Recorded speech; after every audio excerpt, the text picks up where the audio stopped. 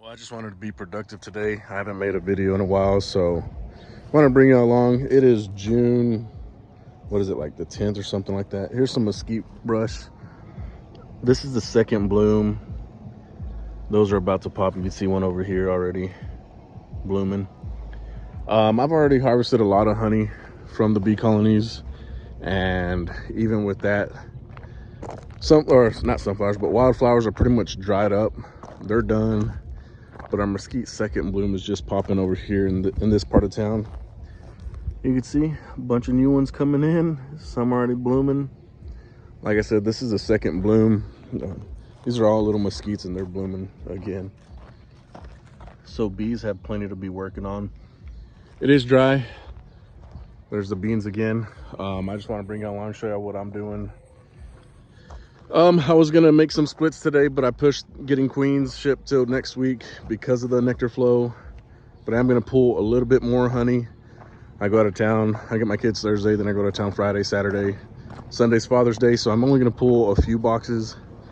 Next week I need to make splits, so I'm trying to pull whatever honey I can off. That way I can make splits easier and be a little bit more quicker and productive at the same time. So I'm gonna try to record a video for y'all to tag along. And that's the awesome thing about mesquite is 2 weeks ago, there was no sign of a second bloom over here. About 15 minutes away, even 5 minutes away, there was. They've been blooming for about a week, and now you see here, you're starting to get the blooms. So mesquite brush, trees, they're all coming in now for the second bloom. It is pretty neat because a lot of different trees are brushed. They kind of offset each other. You can see this one's been blooming for the past few days, maybe even a week, because some are kind of dying out again. So that makes our mesquite bloom pretty extended. What I'm doing here, this is actually on Main Street on the residential side, but it's 7 acres. Look at this mesquite brush here, going wild with blooms.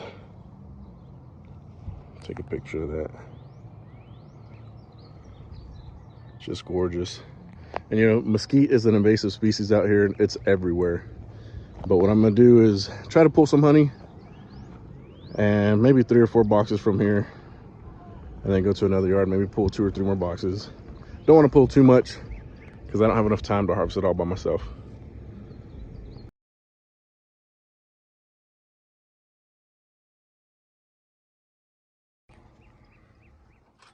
And now that we do have a little flow on, I'm hoping these grows are a lot nicer. Past few times I've been here, it's been pretty rough. Let's see how they are. Now these 2 boxes up top, they've got great honey, but the queen got above there, laid a bunch of brood. I doubt they've emerged, so we're probably not pulling those boxes, but we'll look at them. The rest here, you know, these 3 are above an excluder. We could check on them. And this one here, this is a new box for them to draw out. So what I do is, you know, that's your honey super. I run single brood management, but I'll put a brood frame up. That's nothing but foundations. Give them a week or 2 to draw it out, and then I'll shake the bees down. So if I'm able to do that, I'll show you as well. But I do have a couple videos already. Trying to get them calm before I get them going, which my glove here has a hole. I got more gloves, but they're too big or whatever it may be. So this one was queenless before, so I doubt they're storing in honey. I did see some queen cells, some issues like that. So this is why I'm getting queens, you know, replace stuff like that, but also to make some splits as well. I would like to go into the cotton fields with at least 30 colonies, which I started this year with 4. I haven't hit it super crazy just because I've been busy, but see if there's any honey I can steal up here. Not much at all. There's a little bit of kept honey, so I really don't want to go further deep. I could actually move that queen excluder down if I want to, but I really don't want to. So move this stuff over here. That's how I mark my system.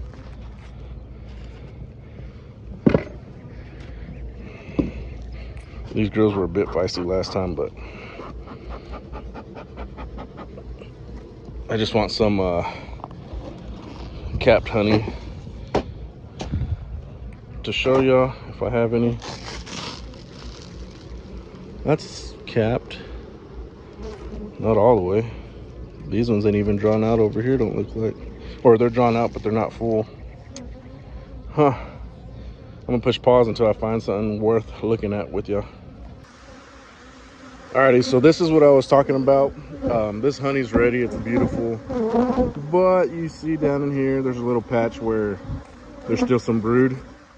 That is where the queen snuck up here, laid eggs in 2 of the boxes.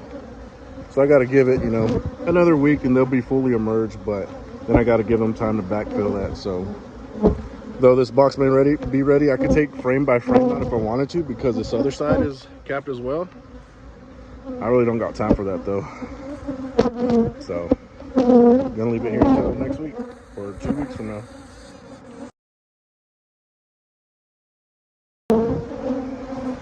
Alrighty, so if you look at this, it looks like it's almost ready. And what I think it was is this was almost filled when the first nectar flow finished, then they cured it. But this was an open spot and now it's wet nectar. I did shake it and you can see there's nectar on top of those top bars. So this is not ready to harvest either. So I'm gonna assume those other 2 are not as well. So yeah, just give them more time. Well, sometimes beekeeping doesn't go as planned. That looked rough. I wanted to pull some honey, but since we had a nectar flow, the bees didn't fill up all the supers.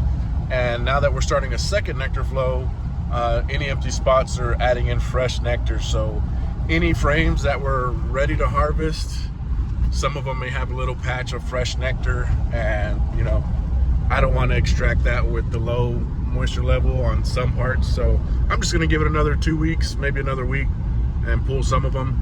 I do have a couple boxes that had some brood get up in there a couple weeks ago, so I'm letting those emerge and get backfilled as well. So I only went to 1 bee yard. I didn't want to go to the other 3. I figured it'd be the same thing and no point in wasting time. Just got to give them more time, source some more nectar, make it into honey, then I'll be able to extract it.